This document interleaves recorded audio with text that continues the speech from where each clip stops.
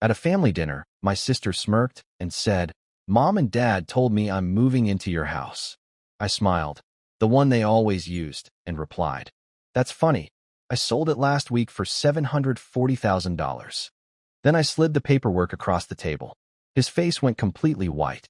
"Oh, you are not going to believe this story. Imagine years of battling unfair favoritism, sacrificing absolutely everything, only for your entitled sister to casually announce she's moving into your home because your parents said so." Well, let's just say their faces went pure white when I calmly slid the house sale papers across the table. That night, it was a reckoning. Growing up as Campbell in suburban Connecticut, it felt like my parents, Robert and Diana, were running two completely different households under the same roof. There was an invisible line, always, between me and my younger sister, Megan. We weren't poor. My dad was a regional manager. My mom had a successful interior design business. We lived in a big, beautiful colonial in a great neighborhood. From the outside, we were the picture of success. But inside, the difference in treatment was stark, like day and night. When I brought home straight A's in middle school, my mom would just nod. "That's what we expect from you, Campbell." But when Megan scraped by with B's and C's, celebrations, ice cream trips, endless praise for how hard she must have studied. This pattern followed us everywhere. I made varsity baseball as a freshman. "Don't get too distracted from your studies," my dad would warn. Megan made junior varsity cheerleading. My parents were at every single competition, elaborate signs in hand, throwing parties afterwards. It was wild. Even my early interests were met differently. Around 13, I got really into finance. I devoured the business section of the newspaper my dad tossed out, fascinated by stocks and real estate. When I asked for investment books for Christmas, my parents actually exchanged worried looks. "Wouldn't you rather have video games, like normal teenagers?" my dad asked. Meanwhile, Megan would cycle through expensive hobbies, horseback riding, pottery, guitar lessons, abandoning each after a few months, and my parents would cheerfully fund the next one. It was endless. By high school, I just accepted it. I stopped trying to get their approval and just focused on getting out. While Megan was partying her way through school, I kept my grades up, worked part-time at a hardware store, and saved every single dollar. My parents worried more about my lack of social life than they ever appreciated my work ethic. Then college letters arrived. I got a partial scholarship to State University's business program.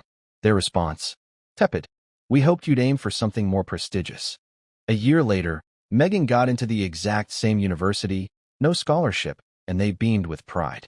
She'll have the full college experience, without being distracted by work. That was it. That was the moment I decided. I would pay my own way. My scholarship covered 40%, but I refused to take another dime from them or pile on loans. It meant working. A lot. My college schedule was brutal. 5 a.m., coffee shop, classes until 2, library until 7, then waiting tables until midnight. Weekends were double shifts. Sleep? A rare luxury. It was during my sophomore year, waiting tables, that I met Alice. She was a nursing student, just as busy, just as determined. We bonded over our exhaustion, our drive. Alice understood me in a way my family never had. She was my rock, never complaining when I had to cancel plans. "You're building something," she'd say. "Most people our age are just drifting." My first real taste of real estate came in junior year. A coffee shop regular needed help with rental properties. The pay was tiny, but the knowledge? Invaluable. I learned tenant screening, maintenance, and most importantly, how real estate builds wealth. It lit a fire in me that's never gone out. The contrast between my life and Megan's just intensified. While I worked 3 jobs and studied, she changed majors 3 times, had spotty grades, and relied entirely on our parents. Her car broke down sophomore year. They bought her a brand new Honda Civic, no questions asked. I was still catching the bus at 5 a.m.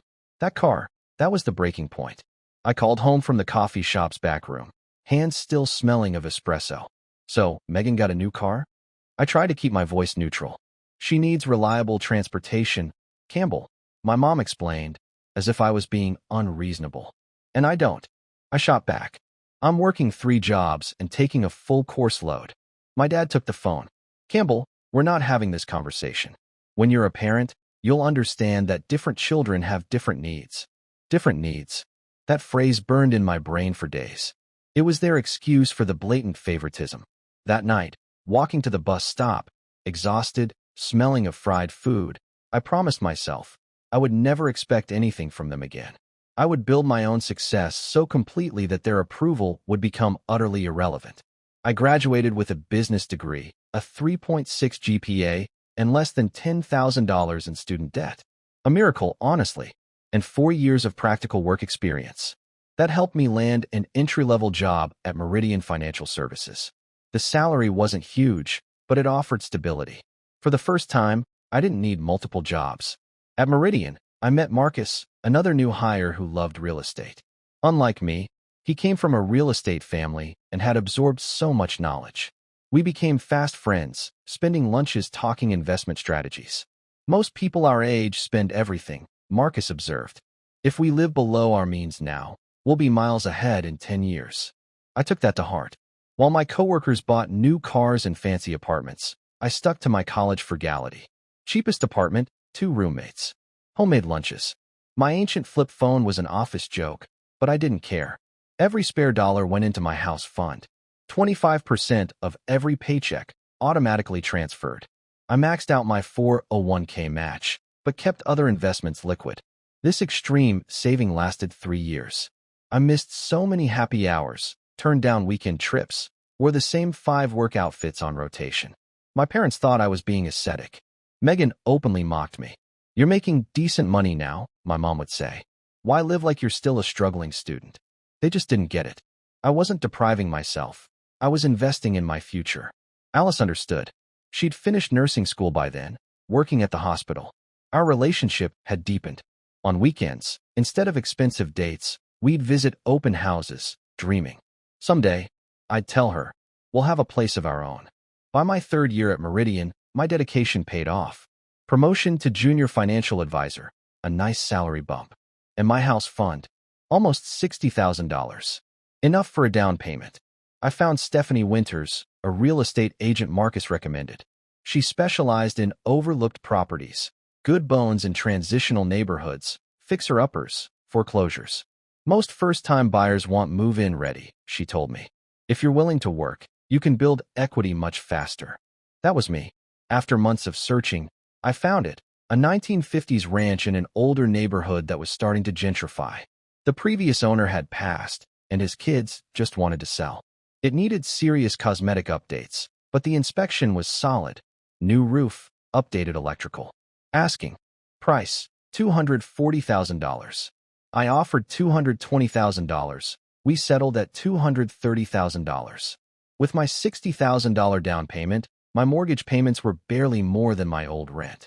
The day I got the keys, one of the biggest moments of my life. I stood alone in that empty living room, sunlight streaming through dusty windows, feeling a sense of accomplishment no academic award had ever given me. This was tangible, real, something I had built piece by piece. That night, I invited Alice, Marcus, and a few friends. We sat on the floor, eating pizza, drinking cheap champagne out of plastic cups. No furniture, just possibility. To Campbell, Marcus toasted. The first of us to make the leap. I was so proud. I had to share with my family, despite everything. That weekend, I invited my parents and Megan to see the house, hoping for some genuine approval. They arrived an hour late. My dad circled the living room, eyes critical, pointing out the dated kitchen cabinets.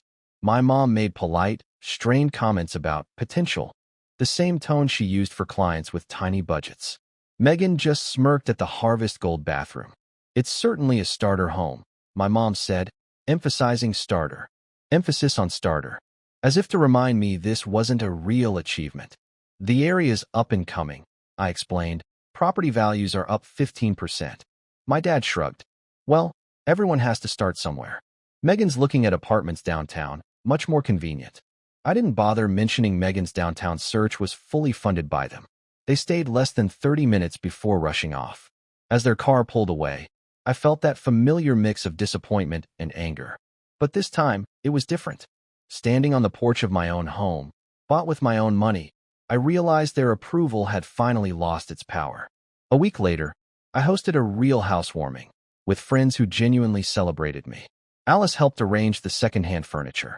Marcus brought tools, ready to help.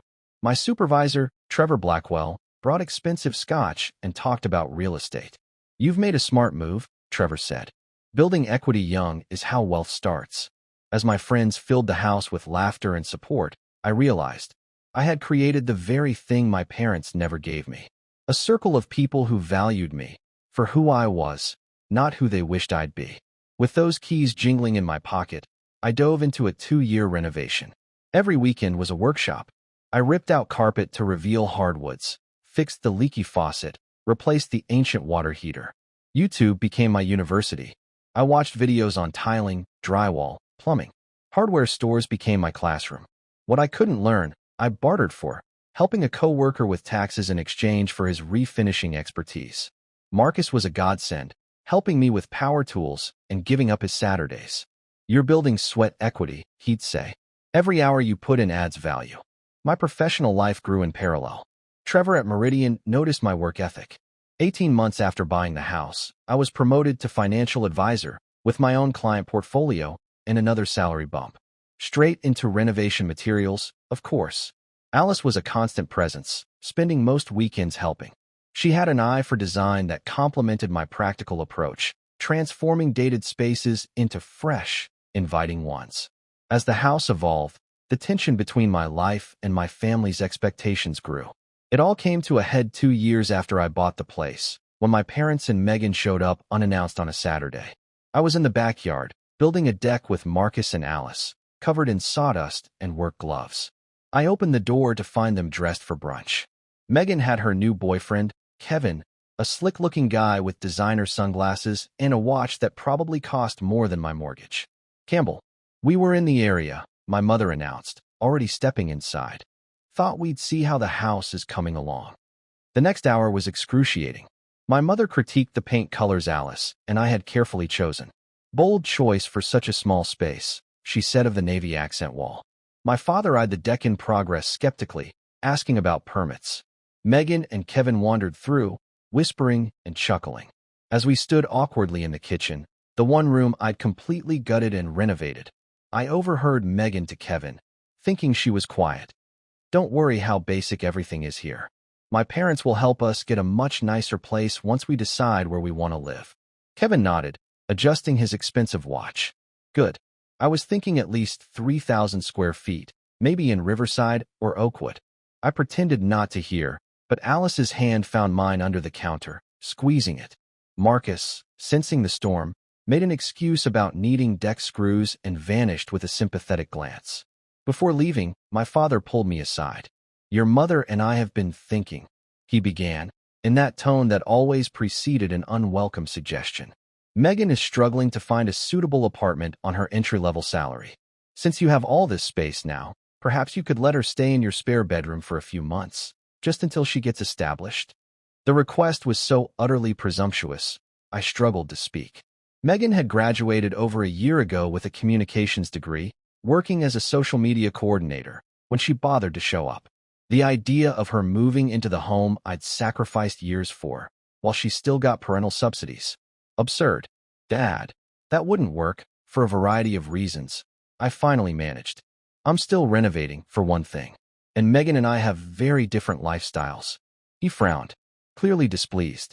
Family helps family, Campbell. Your sister needs support right now. I've supported myself since I was 18, I shot back. Maybe it's time Megan learned to do the same.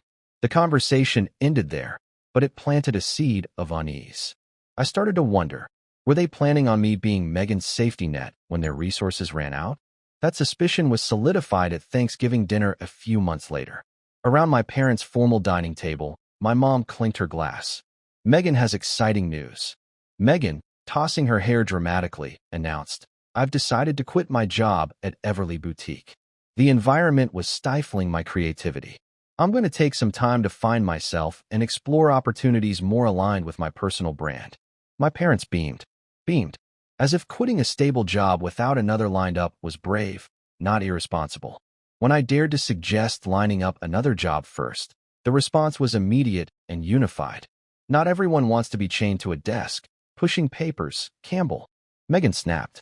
Your sister needs to find her passion, my mother added defensively. We're supporting her decision, my father concluded firmly. I bit my tongue, thinking of all the risks I'd taken, without any emotional or financial backing from them. Later that evening, alone with my dad in the kitchen, he casually dropped it. With Megan unemployed, they might need to tighten their belts. Your mother and I aren't getting any younger, he said, loading the dishwasher. We hope to increase our retirement contributions this year, but with helping Megan, that might not be possible. The implication hung heavy. I was doing well, so maybe I should contribute to the family pool.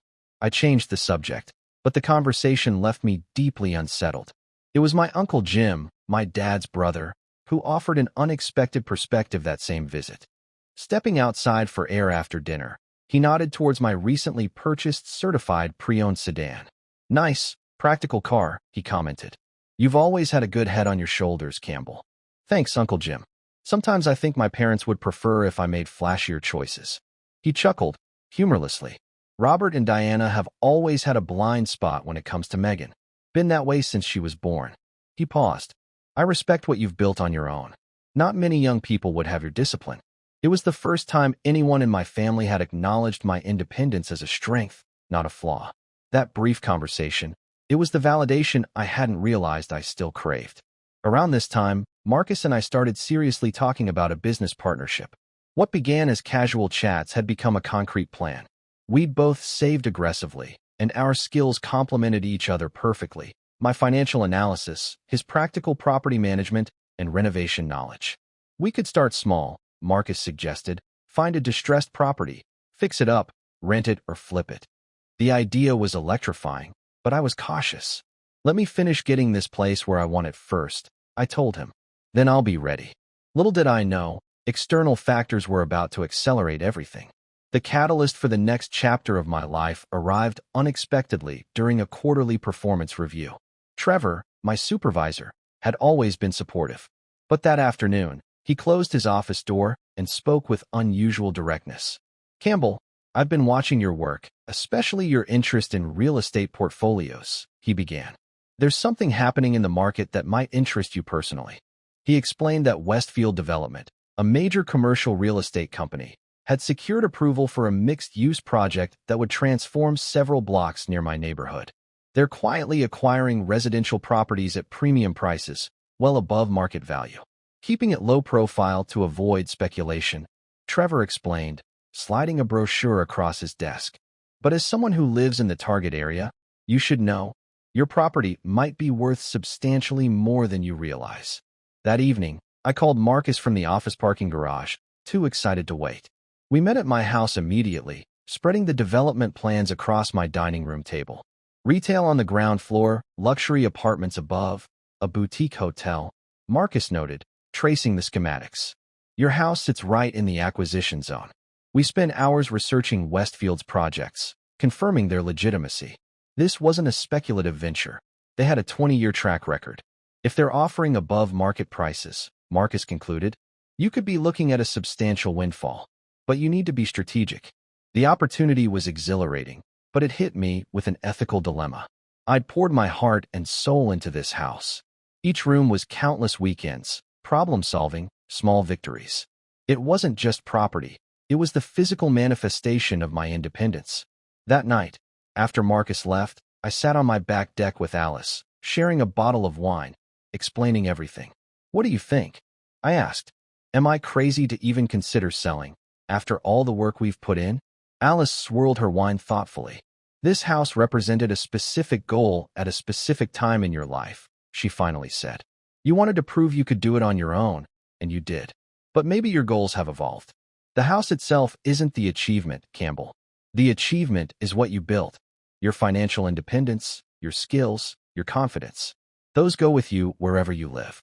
Her perspective was like a spotlight. We stayed up late discussing possibilities, investing the proceeds in multiple rental properties, accelerating the business with Marcus, maybe even buying a bigger home together. By morning, my decision was made. I would quietly explore selling to Westfield, but keep it absolutely confidential. Given my family's hints about financial support and Megan's instability, I worried they'd try to insert themselves into any windfall. I contacted Stephanie, my agent, swearing her to secrecy.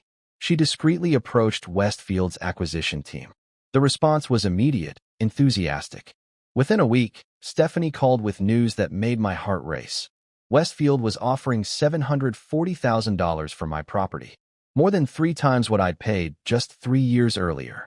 They want to move quickly, Stephanie advised. Your property is in a key location. After consulting a real estate attorney, I accepted. The due diligence was brief. They'd already assessed the neighborhood. We set a closing date for 30 days later. During this time, I met with an independent financial advisor to strategize the proceeds. We built a diversified plan, a new primary residence for Alice and me, 2 rental properties with Marcus, a long-term investment portfolio, and capital reserves. One evening, discussing our potential new home, our conversation turned to our future. Sitting on that back deck, where we'd spent so many evenings, I realized there was no reason to wait. Alice, I said, taking her hand, these past 4 years with you have been the happiest of my life. You supported me through college. You helped me renovate this house. You understood my goals when my own family didn't. Will you marry me? Her joyful acceptance cemented it. This house had been the first step, but it was time to create something bigger, a partnership, a future, a family of our own making. As the closing date approached, I maintained absolute secrecy. At work, I mentioned to a few colleagues I was thinking of moving closer to Alice's hospital, but no specifics. To my family, not a word, despite increasingly frequent calls from my parents. Through Uncle Jim, I learned they were supporting Megan even more extensively than I'd realized. Rent, car insurance, phone bill, regular loans that were never repaid. They refinanced their house last year. Uncle Jim confided, I don't think their retirement accounts are where they should be. This solidified my decision. If they were already compromising their retirement for Megan, they'd see my windfall as a solution to their financial strain. The closing happened without a hitch. On a Thursday afternoon, I signed the final paperwork and saw the wire transfer confirmation, $740,000, minus the remaining mortgage and closing costs, deposited directly into my new investment account. That evening, I walked through the empty house one last time. Complex emotions washed over me: pride, gratitude, excitement. I had 30 days to vacate, a rent-back agreement giving me time to find a new home. The next morning, a text from my mother. Family dinner this Saturday at Rossini's at 7 o'clock. Important matters to discuss. Attendance mandatory. The formal tone, the expensive Italian restaurant, immediate red flags. I confirmed my attendance, adding, I'll be bringing Alice. Just family for this dinner. My mother replied instantly. Alice's family, I responded. A small act of rebellion that signaled the shifting power dynamics about to unfold. Rossini's, with its white tablecloths and prices that made me wince despite my new wealth, was their venue for celebrations and big announcements. As Alice and I walked through the ornate entrance, a familiar tension tightened my shoulders. My parents and Megan were already seated. My mother's pinched expression when she saw Alice confirmed her unwelcome presence, despite my insistence. My father offered a perfunctory handshake. Megan didn't even look up from her phone. There was an empty chair for Kevin. You're looking well, my mother offered, as Alice and I sat down. The comment seemed genuine, if reluctant. That new promotion must be agreeing with you. Small talk limped along while we ordered drinks. My dad asked about Meridian with his usual detachment. My mom asked Alice about her nursing, though her questions proved she'd retained nothing from previous conversations. Megan finally engaged when her job search came up. I had an interview at Luminous Media last week, she announced, naming a trendy marketing agency. It went really well, but I'm not sure the compensation package meets my requirements. My father nodded approvingly. No need to settle. The right opportunity will recognize your value. I bit back a comment about the value of actually having an income. Megan had been unemployed for 4 months. Kevin arrived 20 minutes late, sliding into his seat without apology. Chronically unemployed, yet somehow dressed in a blazer that cost well over $1,000. Traffic was insane, he muttered, immediately pouring himself a generous glass of wine.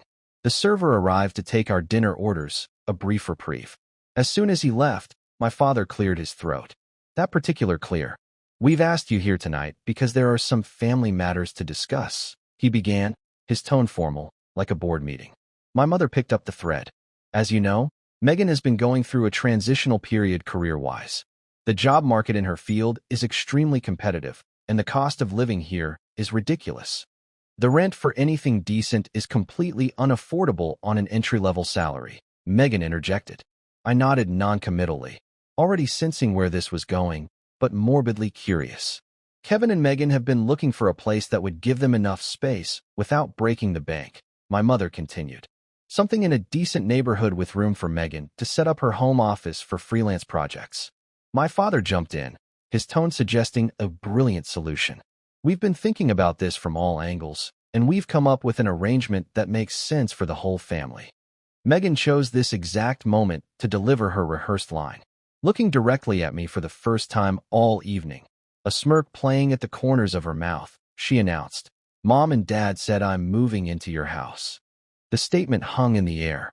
Alice's hand found mine under the table as I processed not just the words, but the entitled certainty with which they were delivered. "Your house has 3 bedrooms," my mother explained, as if I might have forgotten my own floor plan. "You're single and have a good job. You don't need all that space. It makes sense for Megan and Kevin to use it while they get established. We'd take good care of the place," Kevin added magnanimously, as if doing me a favor. "I've already started planning how to convert your home office into my yoga and meditation studio," Megan continued, scrolling through her phone to show me a Pinterest board labeled Zen Space Transformation. My father leaned forward, clearly going in for the kill, the successfully negotiated deal. "You can move back home with us temporarily, Campbell. It would give your mother and me a chance to see more of you, and you could save on expenses for a while." The absurdity of it all. It might have been comical if it weren't so infuriating. They had planned this entire scenario without once considering that I might object to being displaced from my own home to accommodate Megan's unwillingness to support herself. I looked around the table at their expectant faces. In that split second, I made a decision. I had planned to tell them about the house sale eventually, but not like this. Not as a reaction to their presumptuous demands. Yet the moment called for the unvarnished truth. "That's an interesting suggestion," I said, keeping my voice calm, even. "But there's one significant problem with your plan." "What's that?" my mother asked, her tone suggesting any obstacle would be easily overcome. "I don't own the house anymore." A beat of silence. Then, nervous laughter from my father.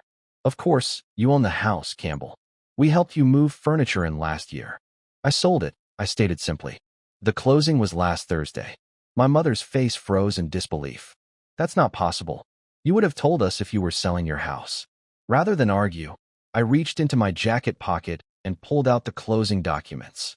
I hadn't planned to share them tonight, but thank goodness I'd brought them. I slid the papers across the table.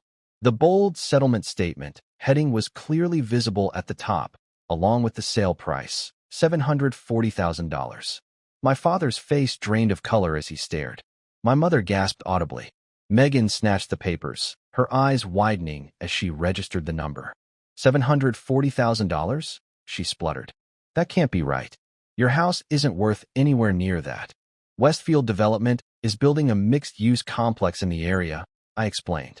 "They needed my lot as part of their footprint and were willing to pay a premium." Kevin, suddenly very interested, leaned over Megan's shoulder. "That's some serious cash," he remarked, a new calculation visibly taking place behind his eyes. My mother recovered first, her shock quickly morphing into outrage and a clear attempt at manipulation. "Why would you make such an important decision without consulting the family? This affects all of us. How exactly does my selling my own house affect any of you?" I asked, genuinely curious how she'd frame this. "Well, for one thing," she replied, as if it were self-evident. "It completely undermines our solution for Megan's housing situation. And now you have all this money just sitting around," Megan added accusingly. "Money that could help family." I looked at Alice. She gave me a subtle nod of support. "Actually, the proceeds are already allocated," I informed them. "Part is going toward a new primary residence for Alice and me." "Alice and you?" my mother repeated. "Yes," I confirmed. "We're engaged."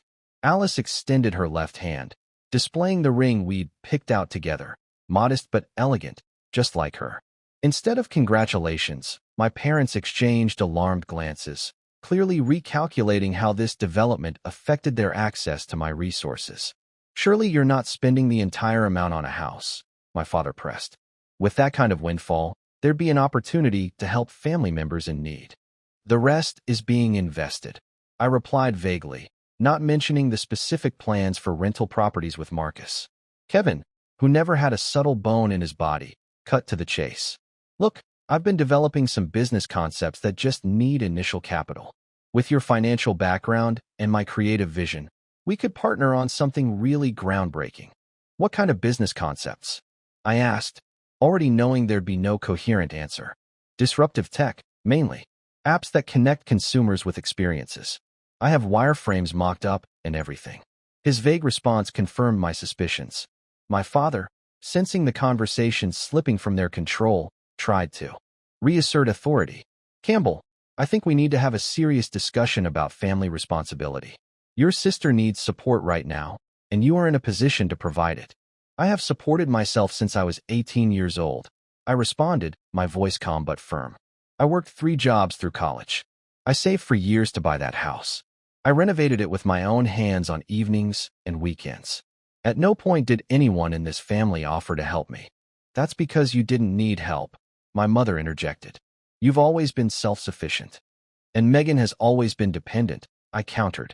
Have you ever considered that by constantly rescuing her, you're preventing her from developing the skills she needs to support herself? Megan's face flushed with anger. Just because you have some pathological need to prove yourself doesn't mean everyone has to struggle unnecessarily. Family is supposed to help family. I agree completely, I replied. Family should help family.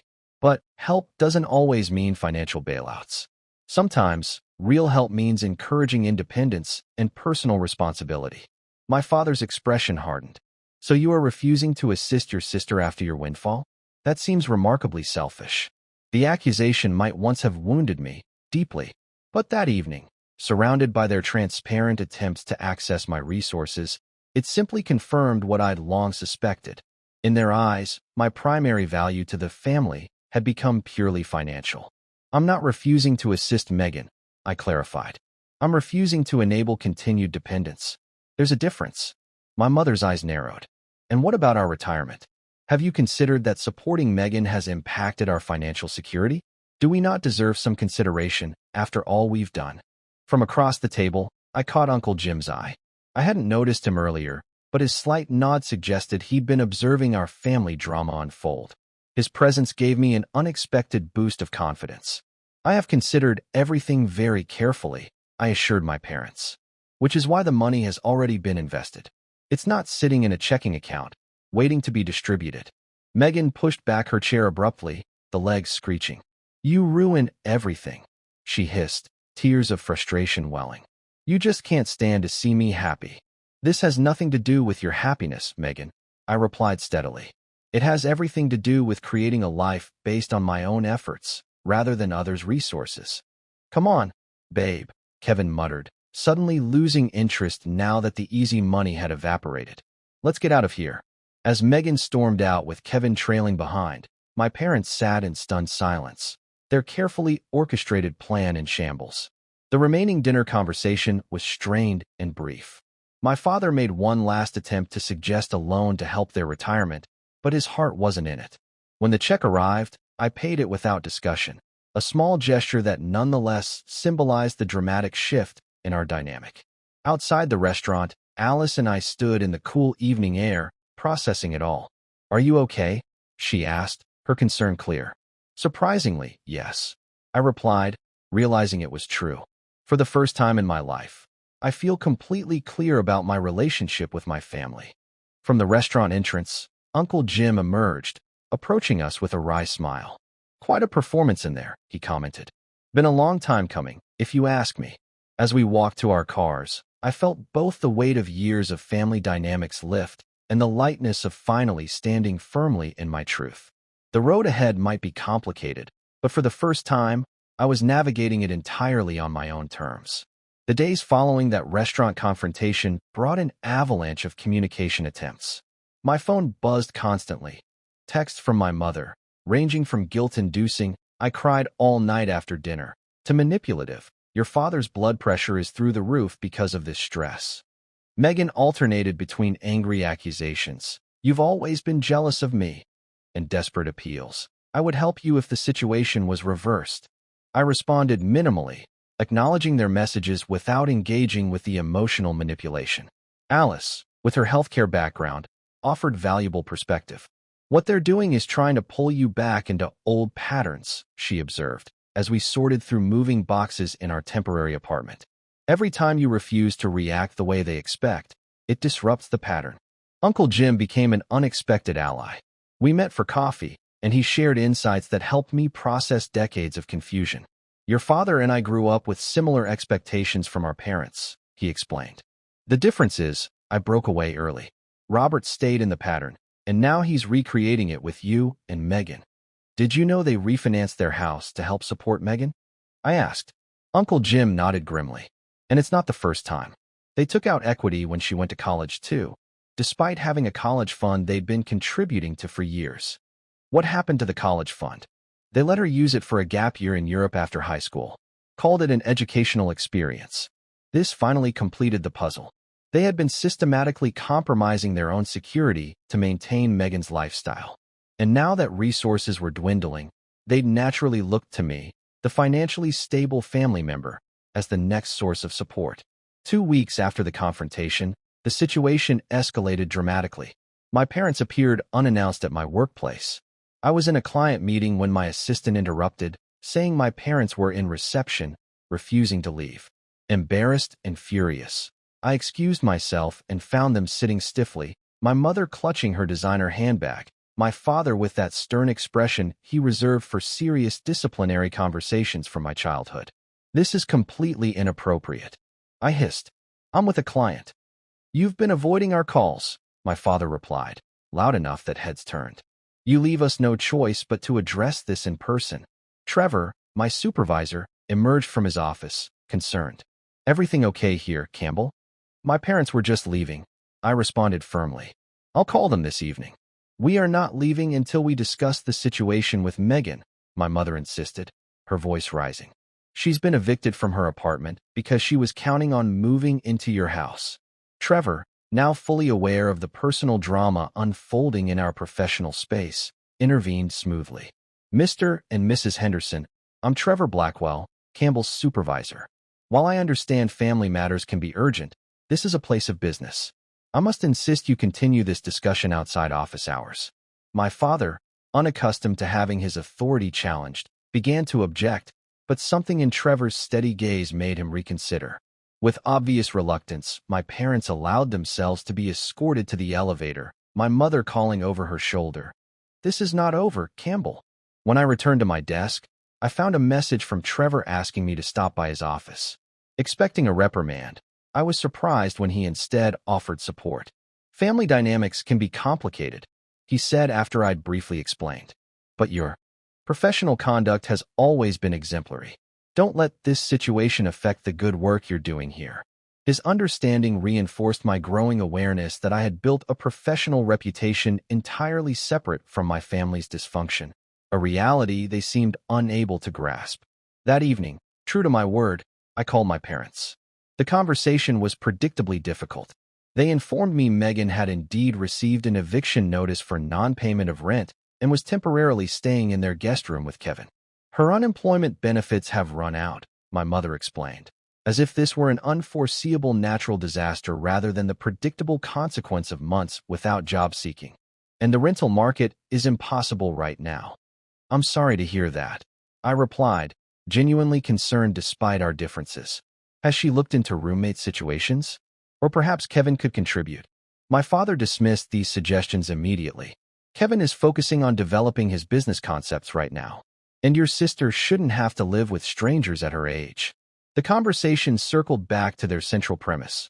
I had resources, Megan had needs, therefore I should provide a solution. When I again refused financial assistance, my father escalated to threats. You need to understand something, Campbell, he said, his voice cold. If you continue to turn your back on this family in our time of need, there will be consequences to that choice. What consequences exactly? I asked. You would no longer be welcome in this family, he stated bluntly. Your mother and I have discussed it, and we are in agreement. Either you help your sister, or you are no longer our son. Though I had been gradually separating myself emotionally for years, the explicit ultimatum still landed like a physical blow. For a moment, I was that little boy again, desperately seeking approval that never came. I need to think about this. I finally responded, my voice steadier than I felt. After hanging up, I sat in the dark, waiting for Alice. When she arrived, and I shared the ultimatum, she just held me as unexpected tears came. Not for the threatened loss of my current relationship with my parents, but for the loving relationship I had never had and now never would. The next day, Uncle Jim called with disturbing news. Megan's gone on quite a tear on social media, he warned. You might want to check her profiles.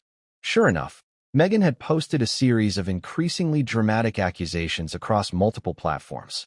Without naming me directly, she described being betrayed by my own blood and left homeless because of one person's greed and selfishness. The post generated dozens of sympathetic comments. It was a masterful performance of victimhood that completely erased her own choices.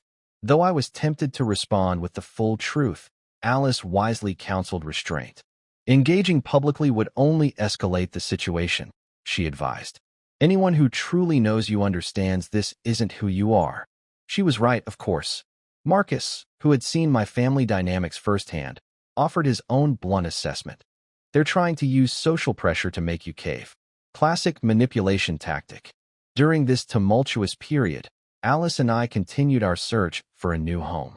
With the proceeds from my house sale and Alice's savings, we found a beautiful 4-bedroom colonial in an established neighborhood with excellent schools. A home where we could envision raising a family someday. We were in the middle of signing the purchase agreement when my phone buzzed with a notification. Megan, Kevin, and my parents were outside our apartment building. Reluctantly, I went downstairs to meet them in the lobby, asking Alice to stay behind and continue with the paperwork. The four of them stood in an accusatory semicircle, my mother's eyes red from crying, my father's expression thunderous, Megan looking simultaneously victimized and vindictive, and Kevin hovering awkwardly. We know you're buying a new house, my father began, without preamble. Your mother spoke with Stephanie. I made a mental note to be more careful about who had access to my personal information in the future. Is that why you're here? To discuss my housing choices. I asked, already knowing the answer. We're here because you have a choice to make, my father continued. Either you provide financial assistance to your sister. We're thinking 20% of your house proceeds would be fair, or we are done. No more holidays, no contact, nothing. I looked at each of them in turn, seeing the situation with painful clarity. This was not about family love or mutual support. It was a transactional relationship in which my value was measured solely by my willingness to provide resources. I have already made my choice, I told them quietly. I choose to break this cycle. I choose not to enable Megan's continued dependence. I choose to invest in a future with someone who values me for who I am, not what I can provide. So that's it, my mother asked, tears spilling down her cheeks. You choose money over family? No, I corrected her gently. I choose health over dysfunction. I choose responsibility over enablement. And I choose my future family over patterns that have caused nothing but pain. Megan stepped forward, her face contorted with anger. You've always been selfish. Always thinking you're better than everyone. I don't think I'm better than anyone, Megan, I said steadily. I just made different choices. And now I'm living with the consequences of those choices, good and bad. You have the same opportunity. My father placed his hand on my mother's shoulder. Let us go? He's made his position clear. As they turned to leave, he added, don't contact us again. You are no longer welcome in our home. As I watched them walk away, I felt an unexpected lightness. The burden of seeking approval from people incapable of giving it finally lifted from my shoulders. That evening, Uncle Jim called to check on me, having heard about the confrontation from my mother.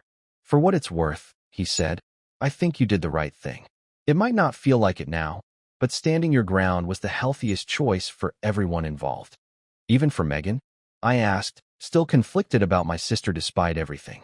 Especially for Megan, he confirmed. She'll never learn to stand on her own if someone always catches her when she falls. In the weeks that followed, Alice and I closed on our new home and began making it our own. Marcus and I formalized our business partnership, using a portion of my house sale proceeds to purchase our first investment property. Through Uncle Jim, I occasionally received updates. Megan had finally found a job as an administrative assistant at a local business. She and Kevin had separated, a development that seemed to have prompted some growth on Megan's part. My parents were consulting a financial advisor about rebuilding their retirement savings.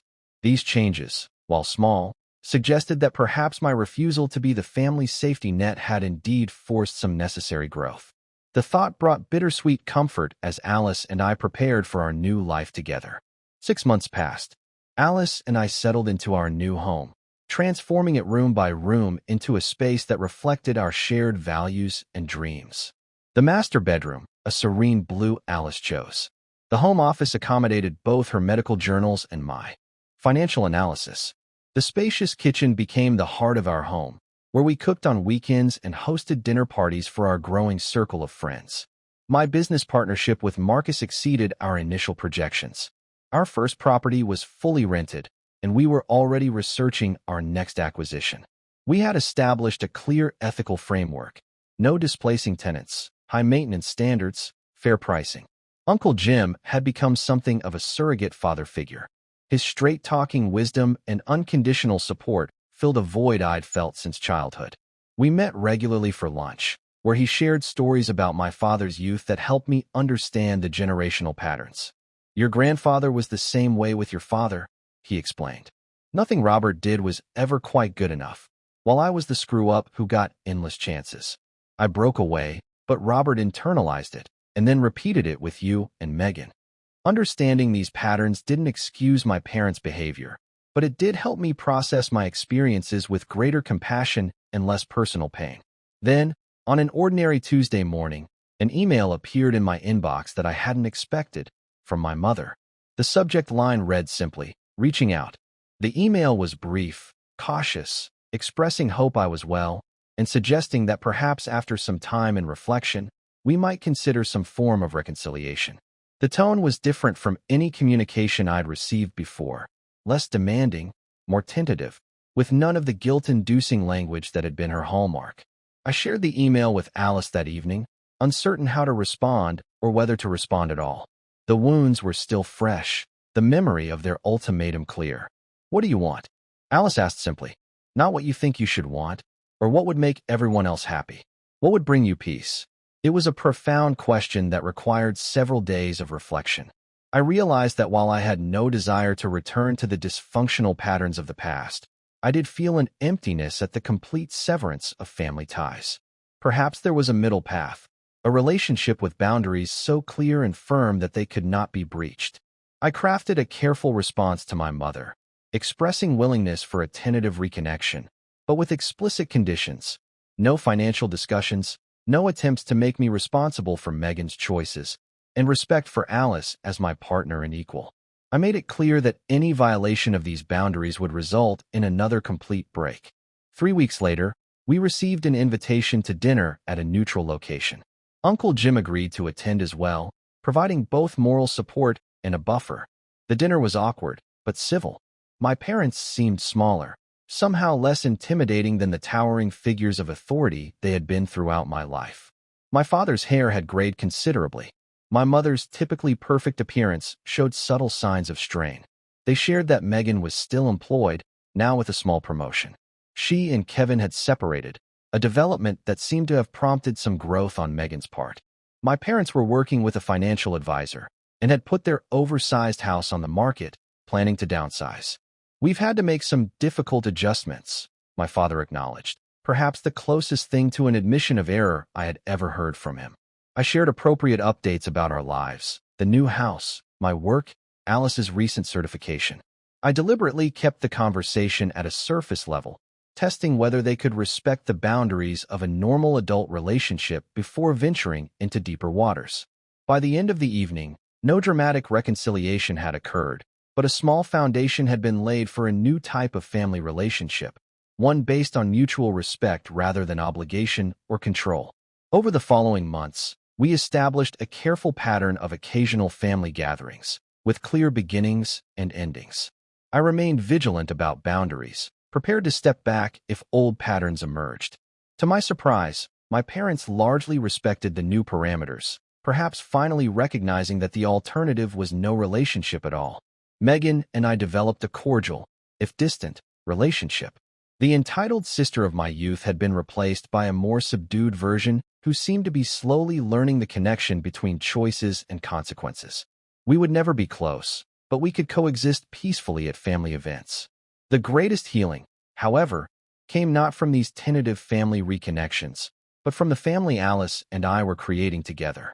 Our wedding day, held in the garden of our new home with Marcus as my best man and Uncle Jim giving a toast that brought tears to my eyes, marked the beginning of a family built on mutual support, respect, and genuine love.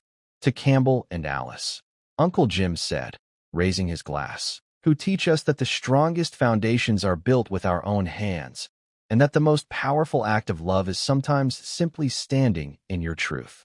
As I looked around at the gathered guests, friends from work, Alice's large and boisterous family who had welcomed me without reservation, Marcus and his girlfriend, and yes, my parents, sitting somewhat uncomfortably but present nonetheless, I felt a profound sense of peace. The house that had become the catalyst for so much conflict had ultimately been just a physical structure. The real achievement had been finding the courage to break generational patterns, to establish healthy boundaries, and to create space for authentic relationships to flourish. That night, after the last guest had departed and Alice and I stood alone in our kitchen, I shared this realization with her.